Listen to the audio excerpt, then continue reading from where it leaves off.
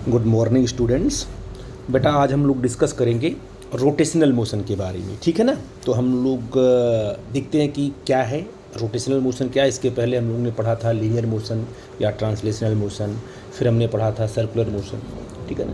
तो अब हम देखेंगे कि रोटेशनल मोशन क्या है और ये कहाँ कहाँ आपको दिखाई पड़ता है, ठीक है बेटा जी।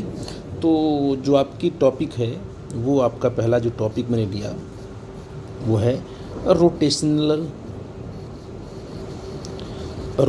मोशन, ठीक है ना। तो ये कुछ एग्जांपल्स लेके आपको हम समझाएंगे जिससे कि आपको समझ में आए कि मैं क्या बताना चाहता हूँ आपको।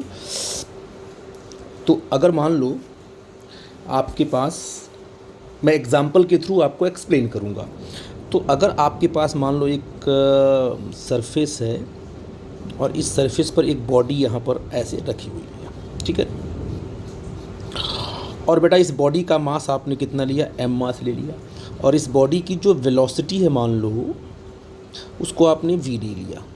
v is the velocity of the body, ठीक है ना। तो ये जो बॉडी का जो मोशन है वो कैसा मोशन होगा, ये बॉडी का जो मोशन होगा वो लीनियर मोशन होगा। कैसा होगा, ट्रांसलेशनल मोशन बोलेंगे इसको। अगर दूसरा एग्जांपल लेते हैं, बिल्कुल मान लो कोई बॉडी है जो कि रैंडम पाथ पे मूव कर रही है इस तरीके से, ऐसे ये आपकी बॉडी है ऐसे, और इस बॉडी का मोशन मान लो ऐसे, इस तरीके से ये बॉडी मूव कर रही है, ठीक है ना। ये जो आपको मोशन दिखाई पड़ रहा है इसको बोलते हैं लीनियर मोशन। क्या बोलेंगे बेटा जी, इसको बोलेंगे लीनियर मोशन। ये आपका हो गया लीनियर मोशन, ठीक है बेटा जी। अब हम बात करते हैं रोटेशनल मोशन की।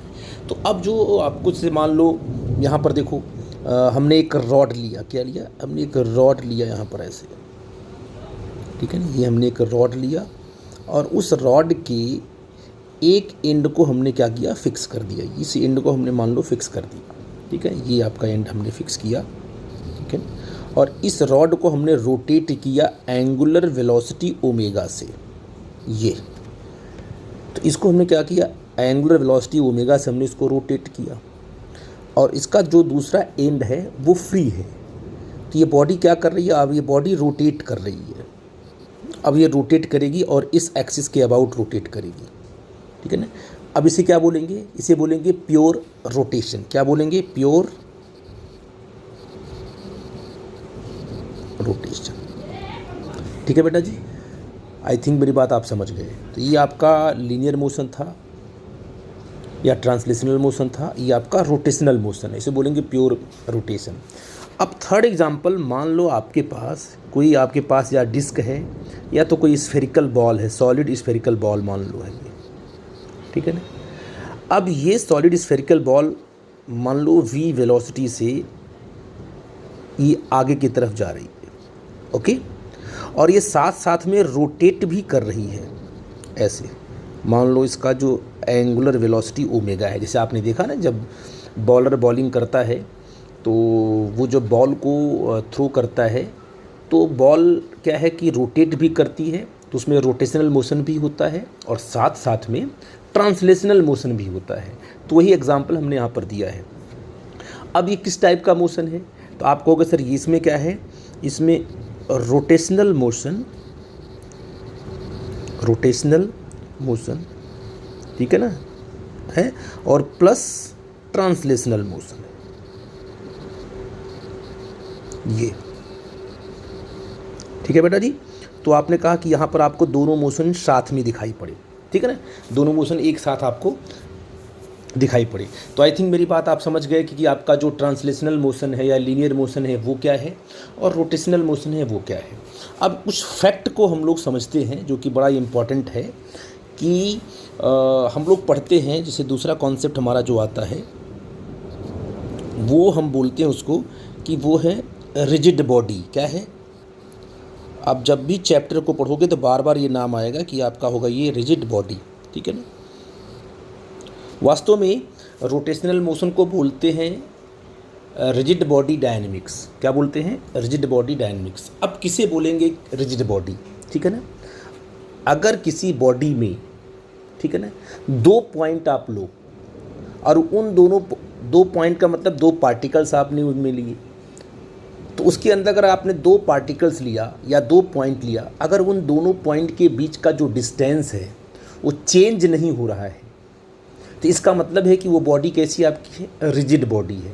और अगर दो पॉइंट के बीच का डिस्टेंस टाइम के साथ साथ चेंज हो रहा है, तब वो रिजिड बॉडी नहीं कहलाएगी। आई थिंक मेरी बात आप समझ गए। जैसे मैंने आपको एग्जांपल एक दे रहा हूँ, आपसे मैं पूछूं अगर क्या हमारी बॉडी रिजिड बॉडी है, तो आप कहोगे सर नहीं, रिजिड बॉडी नहीं है। क्यों? क्योंकि आपका दोनों हाथ फ्री है, दोनों पैर भी आपका फ्री है। अगर हम बात करें आपकी राइट हैंड की फिंगर की बात करें, या राइट हैंड की बात करें, या लेफ़्ट हैंड की बात करें, तो राइट हैंड और लेफ़्ट हैंड जो है, हम चाहते हैं उसको, हम चाहें तो उसको फैला भी सकते हैं और चाहे तो हम उसको इकट्ठा भी कर सकते हैं। इसका मतलब क्या है कि हमारी बॉडी में दो पॉइंट रैंडम तरीके से उनके बीच का डिस्टेंस चेंज हो सकता है। तो हमारी बॉडी को हम क्या है, रिजिड बॉडी नहीं कह सकते हैं। तो क्या होती है रिजिड बॉडी? आप एक स्टील की बॉल लो, मस्त एक स्टील की बॉल लो, ठीक है ना, उनके बीच का कोई उन पे कोई दो पॉइंट रखो आप, उनके वो दोनों पॉइंट के बीच का डिस्टेंस कभी चेंज नहीं होगा, तो उसको बोलेंगे रिजिड बॉडी। ठीक है बेटा जी, ये मैं इसलिए बता रहा हूँ क्योंकि रोटेशनल मोशन में बहुत इंपॉर्टेंट है इस वर्ड का, रिजिड बॉडी का, क्योंकि पूरा रिजिड बॉडी डायनेमिक्स ही आपका रोटेशनल मोशन है। जैसे मान लीजिए आपने कहा कि सर हमने कोई मान लो रैंडम कोई हमने जो है कि एक बॉडी लिया इस तरीके से, ये हमारे पास कोई बॉडी है, इसमें हमने दो पॉइंट लिया ए और कोई दूसरा पॉइंट आपका बी है। इनके जो बीच का जो डिस्टेंस है बेटा, ठीक है ना, ये जो डिस्टेंस है अगर ये फिक्स है, सिचुएशन के हिसाब से चेंज नहीं हो रहा है, तो इसे क्या बोलेंगे, रिजिड बॉडी। क्या बोलेंगे, रिजिड बॉडी। अगर ये आर क्या है आपका, ये फिक्स्ड है, ठीक है ना, तो इसको बोलेंगे रिजिड बॉडी।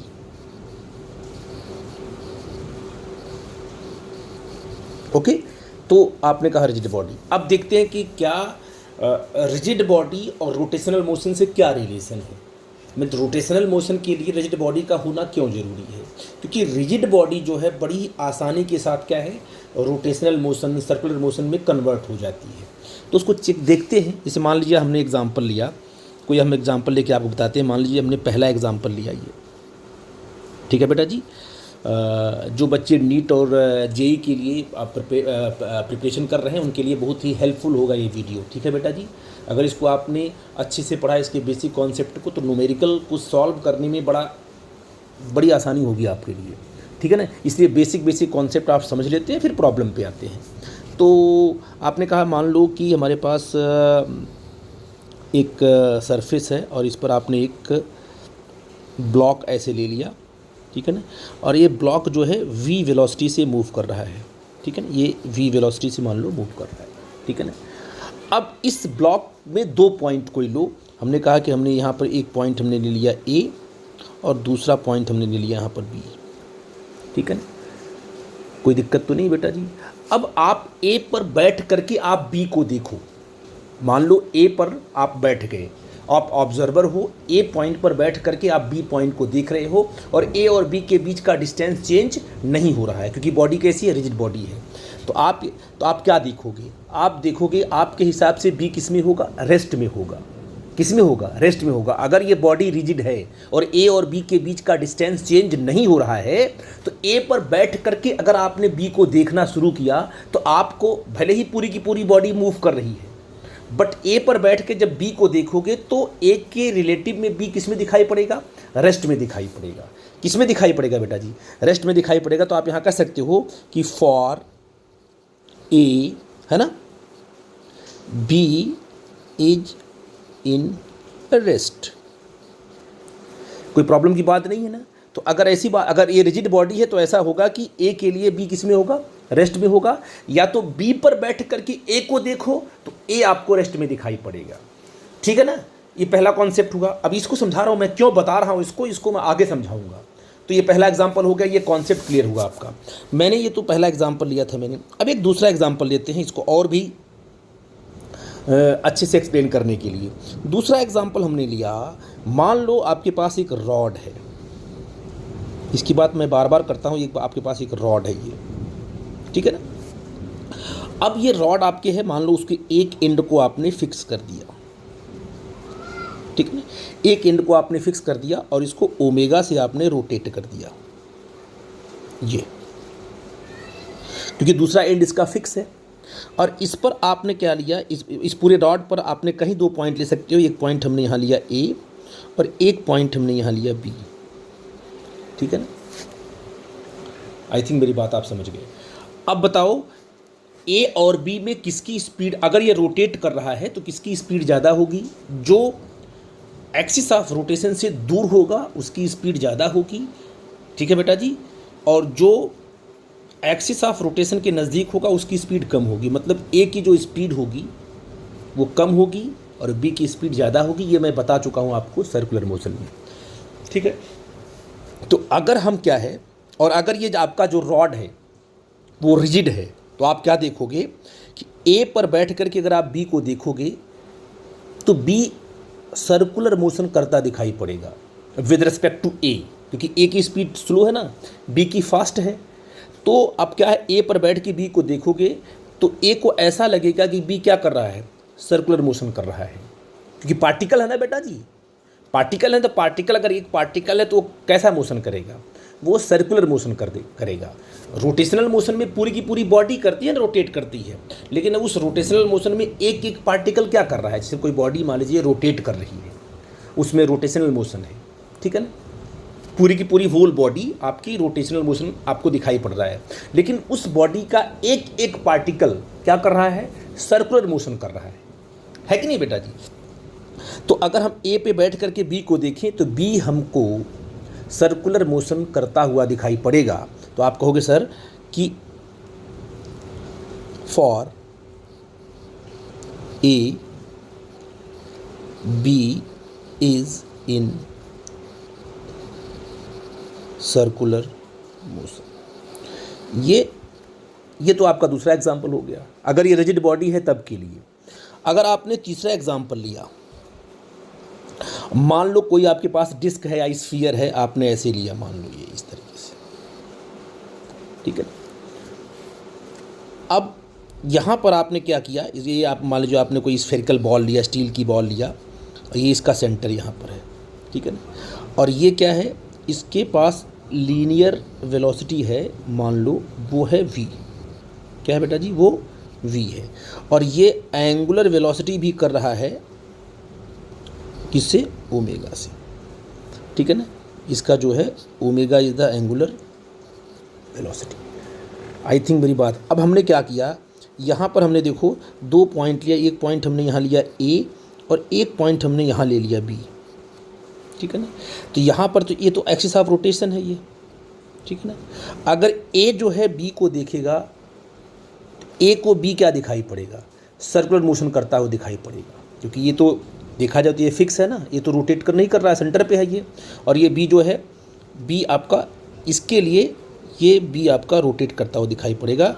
तो आप कहोगे सर कि फॉर ए क्या है, B is in circular motion, ठीक है बेटा जी। अब इन सारे एग्जाम्पल से हमने क्या समझा, आप देखो, हमने 3 एग्जाम्पल लिया, तीनों एग्जाम्पल से आपका जो कंक्लूजन क्या निकला कि अगर कोई आपके पास रिजिड बॉडी है और उनके 2 पॉइंट के बीच, उनके अंदर अगर हमने 2 पॉइंट लिया, 2 पार्टिकल्स लिया, अगर उनके बीच का डिस्टेंस चेंज नहीं हो रहा है, तो एक पॉइंट के रिस्पेक्ट में जो दूसरा पॉइंट है, या तो वो रेस्ट में रहेगा या तो वो सर्कुलर मोशन करेगा। इसके अलावा कोई दूसरा मोशन पॉसिबल है ही नहीं, ठीक है बेटा जी। तो इसका ये मतलब हुआ कि रिजिड बॉडी को हम इजीली जो है रोटेशनल मोशन में या सर्कुलर मोशन में कन्वर्ट कर सकते हैं। आपने कंडीशन देखी कि पहले वाले कंडीशन में आपने क्या देखा, इस वाले कंडीशन में क्या देखा कि ए के रिस्पेक्ट में बी किस में है, रेस्ट में है। अगर रिजिड बॉडी है तो दोनों के बीच का डिस्टेंस चेंज नहीं होता है, तो पूरी की पूरी बॉडी चाहे जिस तरीके से आप लेके चलो, एक रिस्पेक्ट में बी क्या होगा, आपका रेस्ट में होगा। दूसरे वाले एग्जाम्पल में आपने देखा कि एक रिस्पेक्ट में बी क्या कर रहा है, सर्कुलर मोशन कर रहा है, अगर ए और बी के बीच का डिस्टेंस चेंज नहीं हो रहा है। थर्ड वाले एग्जाम्पल में भी क्या देखा आपने कि जो आपका जो बी है वो एक रिस्पेक्ट में क्या कर रहा है, सर्कुलर मोशन कर रहा है। इसका सिंपल सा मतलब ये हुआ कि अगर रिजिड बॉडी है तो रिजिड बॉडी में अगर दो पॉइंट को आपने कंसीडर किया तो दोनों पॉइंट के बीच का डिस्टेंस चेंज नहीं होगा और एक पॉइंट दूसरे पॉइंट के रिस्पेक्ट में या तो रेस्ट में होगा या तो सर्कुलर मोशन करता हुआ दिखाई पड़ेगा। ठीक है बेटा जी, आई थिंक मेरी बात आप समझ गए। इसीलिए हम बार बार बोलते हैं रिजिड बॉडी डायनेमिक्स, और जब भी हम रोटेशनल मोशन की बात करते हैं तो हमें कहते हैं कि बॉडी का रिजिड होना जरूरी है। उससे हम क्या है, बड़ी आसानी से हम लोग रोटेशनल मोशन को एक्सप्लेन कर सकते हैं। आई थिंक मेरी बात आप समझ गए बेटा जी। अब कोई डाउट होगा तो प्लीज़ हमको डिस्कस करना। ये छोटे छोटे कॉन्सेप्ट है जो उसको मैंने आपको बताया। ठीक है बेटा जी। अब अगले हम वीडियोज़ में प्रॉब्लम की प्रैक्टिस कराएंगे और आपको बताएंगे कि रोटेशनल मोशन में टॉर्क का कैलकुलेशन कैसे करते हैं, या अगर हमें टॉर्क पर हमें फार्मूला मिलता है तो हम कैसे उसको कैलकुलेट करेंगे। तो बहुत सारी चीज़ें हैं जिनको मुझे आपको एक्सप्लेन करना है अगली वीडियोज़ में। आई थिंक इस वीडियो में कोई भी प्रॉब्लम आपको कहीं भी अगर लगती तो प्लीज़ हमसे ज़रूर पूछना, हम उसको डिस्कस करेंगे। ठीक है बेटा जी।